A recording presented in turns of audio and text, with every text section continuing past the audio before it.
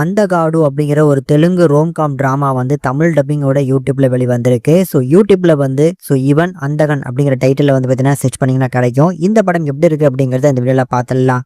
படத்தோட கதையை பொறுத்தளவுக்கு படத்தோட கதாநாயகன் வந்து ஒரு ரேடியோ ஜாக்கியா வேலை பார்த்துட்டு இருக்காப்ல. இவருக்கு சின்ன வயசுல இருந்தே கண்ணு தெரியாது. அப்படிப்பட்ட சிச்சுவேஷன்ல ஒரு கட்டத்துக்கு மேல வந்து பார்த்தீங்கன்னா ஆப்ரேஷன் பண்ணி கண்ணு தெரிய ஆரம்பிக்குது. ஆனா அதுக்கப்புறம் ஒரு சில பிரச்சனைகள் வருது.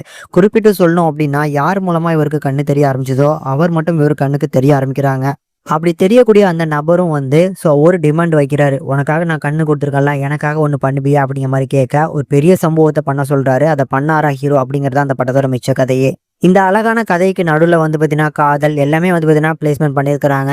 இந்த படத்தை எனக்கு பார்க்கும்போது எனக்கு கேடிவில ஒரு பழைய படம் பார்க்குற ஒரு ஃபீல் தான் இந்த படம் எனக்கு கொடுத்துச்சு. படத்தோட கதை வந்து பார்த்தீங்கன்னா ஒரு அவுட்ரைட்டடான கதை தான். ஆனா வந்து பார்த்தீங்கன்னா அந்த எக்ஸிகியூஷன் இருக்கு பார்த்தீங்களா, ஹீரோவா வந்து பார்த்தீங்கன்னா சூப்பரா ஒரு என்டர்டெயின் பண்றாரு. கண்டிப்பா என்டர்டெயின் பண்றாரு. மற்ற கதாபாத்திரங்களுமே ஹீரோக்கும் ஹீரோவோட ஃப்ரெண்டுக்கும் இருக்கக்கூடிய போர்ஷன், அதுக்கப்புறம் ஹீரோக்கும் ஹீரோயினுக்கும் இருக்கக்கூடிய அந்த லவ் போர்ஷன் சொல்லி இந்த மாதிரி ஒவ்வொரு கதாபாத்திரங்களும் வந்து பார்த்தீங்கன்னா என்டர்டெயின் பண்றாங்க. ஆனா கண்டிப்பா வந்து பார்த்தீங்கன்னா ஒரு புது படம் பார்க்குற ஒரு ஃபீல் இந்த படத்துல இருந்து கண்டிப்பா கிடைக்காது. ஆனா கேடிவில ஒரு படம் பார்க்குறோம் அப்படின்னு நினைச்சு பார்த்தீங்கன்னா கண்டிப்பா இந்த படம் உங்களுக்கு பிடிக்காது வாய்ப்பு இருக்கு. முடிஞ்சா ட்ரை பண்ணி பாருங்க.